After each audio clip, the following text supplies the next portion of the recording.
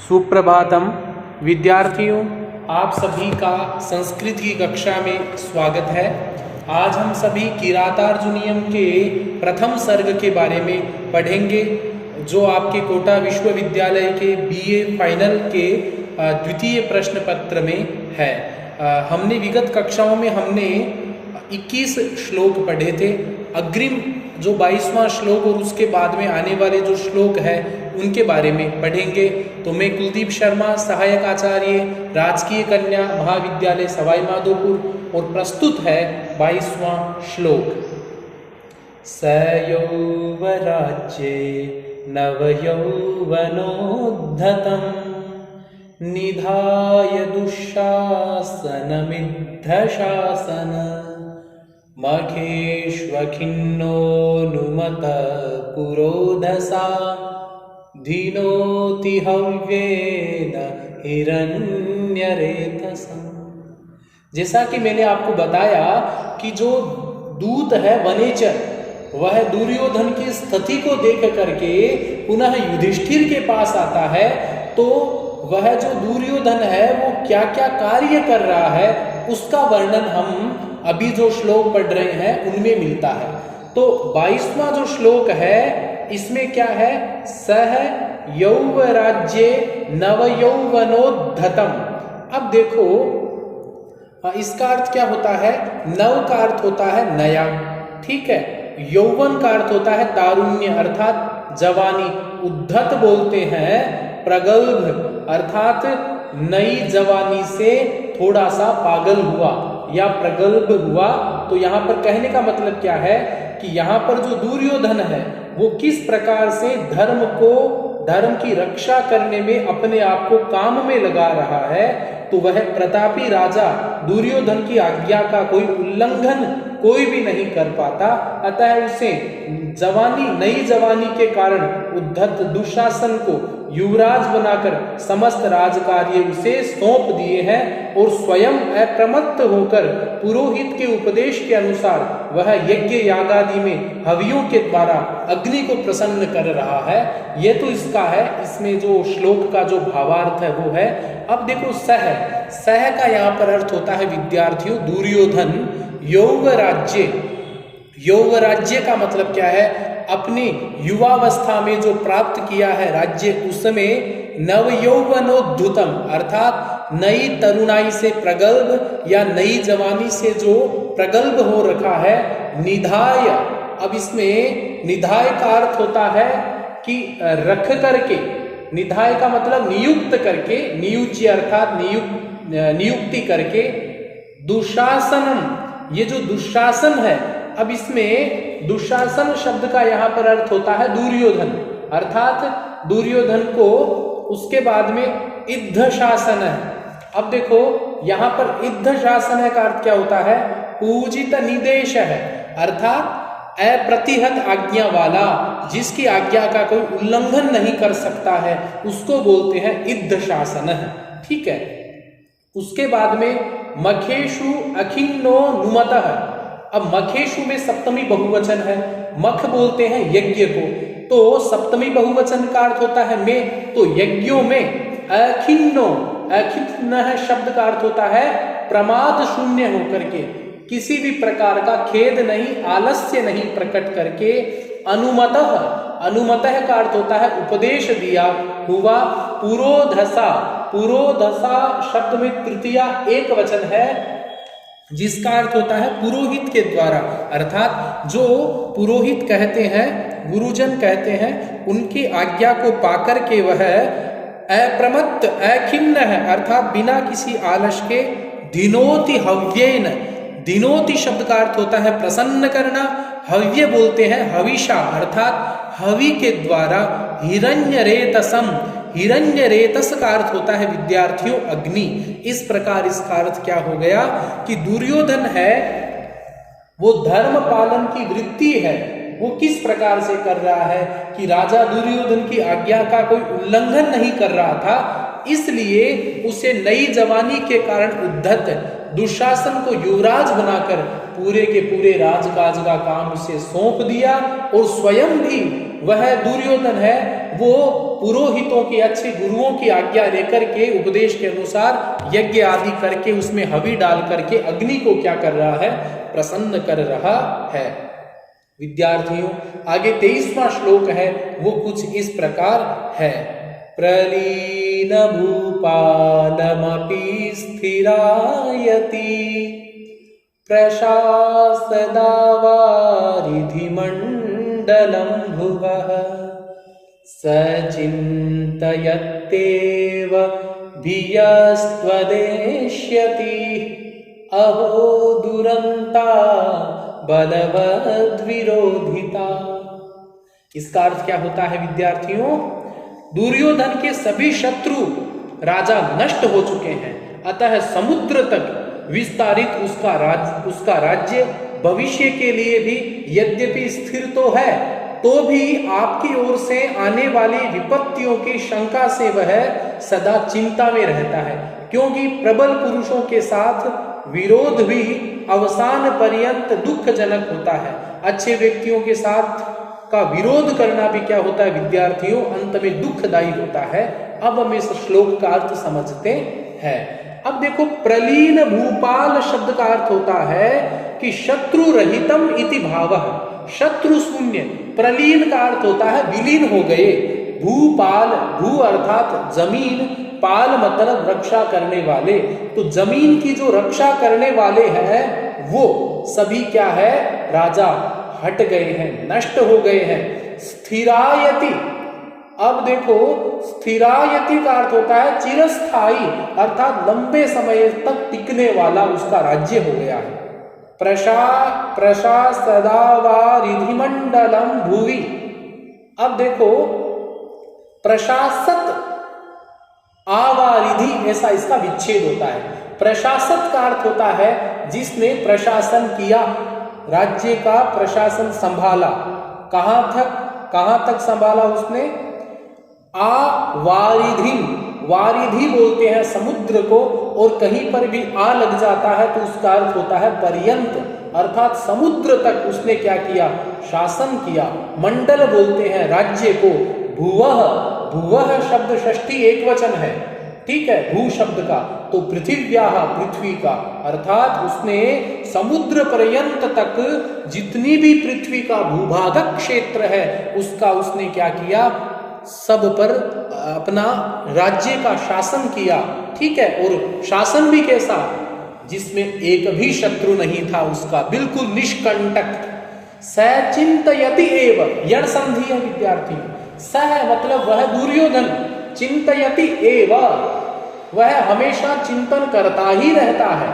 भीयः डरता हुआ, डरपोक, अर्थात वह भीयः विपत्तियों की, चिंतयति चिंता करता है। त्वत् एष्यति, अब देखो यहां पर जो विपत्तियों की वो क्या कर रहा है, चिंता कर रहा है कि कहीं मेरे ओर कोई विपत्ति न आ जाए, ठीक है। इसलिए वो क्या करता है, बार बार क्या करता है, चिंतन करता रहता है। त्वत् का अर्थ होता है युधिष्ठिर से, अर्थात युधिष्ठिर की ओर से आने वाली जो भीयः जो विपत्तियां हैं उनके बारे में वो क्या करता है। एष्यति मतलब आगमिष्यति, अर्थात युधिष्ठिर पता नहीं कब कौन सी विपत्ति मेरे लिए खड़ी कर दे, तो उन विपत्तियों के बारे में वो क्या करता है, सोच करते, चिंता करता है। उसके बाद में ये बहुत महत्वपूर्ण पंक्ति का अंश है, अहो दुरंता। अब देखो दुरंत शब्द का अर्थ होता है अंत में दुखदाई देने वाली, दुरवसाना अंत में दुखदाई देने वाली होती है। दुरंता बलवत अर्थात बलशाली लोगों के साथ, विरोधिता अर्थात विरोध करने पर। आदमी का शत्रु जब बलवान होना तो अंत में बहुत उसको दुख होता है, क्योंकि वह हमेशा अलर्ट रहता है, सावधान रहता है कि पता नहीं कब मेरा जो शत्रु जो युधिष्ठिर है वो पता नहीं कब कौन सी चाल चल के नई विपत्ति ला दे। इसलिए कहा है कि जो व्यक्ति बलवान व्यक्तियों के साथ में शत्रुता रखता है उनका अंत बड़ा दुखदायी होता है, प्रतिक्षण उसको दुख मिलता रहता है। विद्यार्थियों आप देख पा रहे हैं किस प्रकार से वनेचर दुर्योधन के राज्य का वर्णन कर रहा है। आगे 24वां श्लोक है, कथा प्रसंगे न जनैरुदारिता धनुस्मृता खण्डलसूनु विक्रम तवाभिधानात् व्यथते नतानन सुदुस्साहान् मंत्रपदादिगौरग। क्या अर्थ होता है? वार्तालाप आदि में मनुष्य जब आपका नाम लेता है तो दुर्योधन को इंद्र के तुल्य वीर अर्जुन के पराक्रम की याद आ जाती है और वह सिर नीचा करके अंदर ही अंदर ऐसा दुखी होता है जैसे कोई मंत्र प्रभाव में सांप होता है। सांप क्या करता है? मंत्र के प्रभाव से दुखी होता है। उसी प्रकार जब आपको वह याद करता है तब वो बड़ा दुखी होता है। कथा प्रसंगेन, कथा प्रसंग शब्द का अर्थ होता है चर्चा प्रसंग से। जब आपकी बात चलती है तो उसके प्रसंग में जनैहि उदाहृता, जनैहि में तृतीया बहुवचन है, अर्थात पुरुषों के द्वारा, जब उसके राज्य में स्थित जो पुरुष है उनके द्वारा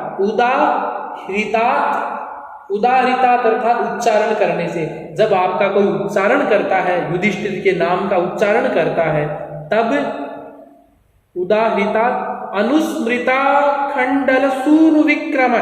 अनुस्मृता, अनुस्मृतार्जुन अर्थात अर्जुन के पराक्रम को याद करके, अनुस्मृता खंडल सूनु विक्रम। ठीक है, अब वो क्या करता है? अर्जुन के पराक्रम को याद करके सह, सह कौन? वह दुर्योधन। उसके बाद में क्या है? तवाभिधानात्, तव अभिधानात् अर्थात आपके नाम मात्र सुनने से, आपके नाम सुनने मात्र से, ठीक है, व्यथते वह दुखी होता है, नताननः, नताननः का नत का अर्थ होता है झुकाया हुआ, आनन बोलते हैं मुख को, वह उस समय अपनी गर्दन, अपना मुख नीचे कर लेता है। सुदुस्सहान, अब देखो क्या है? सुदुस्सहान का अर्थ होता है सोढ़ु अशक्या, अर्थात सहन करने के अयोग्य। ठीक है, मंत्र पदादि, अब देखो मंत्र पदात इव उरगः, मंत्र पदात अर्थात मंत्र से, उरगः मतलब सांप के समान है, उरगः अर्थात सांप के समान। जिस प्रकार मंत्र के प्रभाव से सांप दुखी होता है, उसी प्रकार वह जो दुर्योधन है वो आपके नाम मात्र सुनने से और उसका अर्जुन के पराक्रम को याद करके वह बड़ा दुखी हो जाता है। अब विद्यार्थियों 25वां श्लोक, तदाशु कर्तुं त्वयि जिह्ममुद्यते विधीयतां तत्र विधेयमुत्तरं परप्रणीतानि वचांसि चिन्वतां प्रवृत्तिसारा खलु मादृशांगिरः। क्या अर्थ होता है इसका? वनेचर अपने वक्तव्य का उपसंहार करता हुआ कहता है कि दुर्योधन पांडवों के प्रति हत्या आदि रूप में छल कपट करने में प्रयत्नशील है, अतः उचित प्रतिक्रिया कीजिए, क्या किया जाए? यदि मुझसे पूछे तो मेरा कहना यह है कि मैं तो केवल वृत्तांत को लाने वाला दूत हूं, मैंने जो देखा वो सब मैंने आपको निवेदन कर दिया है। अब क्या करना चाहिए, क्या नहीं करना चाहिए, इसमें मैं असक्षम हूं, मैं यह नहीं बता सकता। अतः उचित अनुचित को स्वयं विचार करके स्वयं ही जल्दी कोई निर्णय लीजिए। तदाशु कर्तुम, तत् तस्मात्, उसके बाद में देखो क्या है? आशु कर्तुम। अब यहां पर आशु कर्तुम शब्द का अर्थ क्या होता है? शीघ्र। आशु का अर्थ क्या होता है विद्यार्थियों? शीघ्र, अर्थात तत्, उस कारण से। किस कारण से? अर्थात जो छल कपट आदि करने में प्रयत्नशील है, इसलिए आशु कर्तुम, आप शीघ्रता से करने। त्वयि जिह्म, त्वयि जिह्म, जिह्म शब्द का अर्थ होता है जिह्मम, कपट होता है, अर्थात वो जो कपट करने के लिए उद्यते अर्थात तत्पर है। दुर्योधन कैसा है? कपट करने के लिए, छल कपट करने के लिए तैयार हो रखा है। विधीयताम तत्र विधेयमुत्तरम, अब इसलिए क्या करो आप? विधीयताम, आप कुछ कीजिए, ठीक है। उसके बाद में विधीयताम अर्थात क्रियताम, कीजिए, ठीक है। तत्र, वहां, विधेयमुत्तरम, विधेय अर्थात करने योग्य काम को कीजिए जल्दी। उत्तरम प्रतिक्रिया, उसके प्रतिकार बदले के लिए आप कुछ न कुछ कीजिए। पर प्रणीतानि, अब देखो, परप्रणीतानि अर्थात परोक्तानि, दूसरों के द्वारा कहे गए, वचांसी, वचह, वचसी, वचांसी नपुंसक शब्द है, ठीक है। तो दूसरों के कहे गए जो कथन है, उन कथन, चिन्वताम, चिन्वताम का अर्थ होता है चयनम कुर्वताम, चयन करने वाले। मैंने तो जो दूसरी बात कही थी उसका मैं चयन करके लाया हूं। प्रवृत्ति सारा, प्रवृत्ति सारा शब्द का अर्थ होता है वार्ता मात्र सारा, केवल बातों का सार बताने वाले। मेरी प्रवृत्ति कैसी है, मैं केवल बातों का सार बता सकता हूं। खलु निश्चय रूपेण मादृशाम गिरह, मेरी जैसी की वाणी है वो तो सार को बताने वाली है केवल, ठीक है। तो उपसंहार करता है, इसमें कंक्लूजन करता है कि दुर्योधन पांडवों के प्रति हत्या आदि रूप में छल कपट करने में प्रयत्नशील है, अतः उचित प्रतिक्रिया दीजिए, क्योंकि मैं तो केवल वृत्तांत को लाने वाला हूं, वह मैंने आपको कह दिया है। गलत सही क्या है वो आप जल्दी निर्णय लीजिए, वरना बहुत अत्यधिक देर हो जाएगी। विद्यार्थियों, आज के लिए इतना ही। अग्रिम कक्षा में हम 26 श्लोक के बाद में पढ़ेंगे। आप सबको बहुत बहुत धन्यवाद।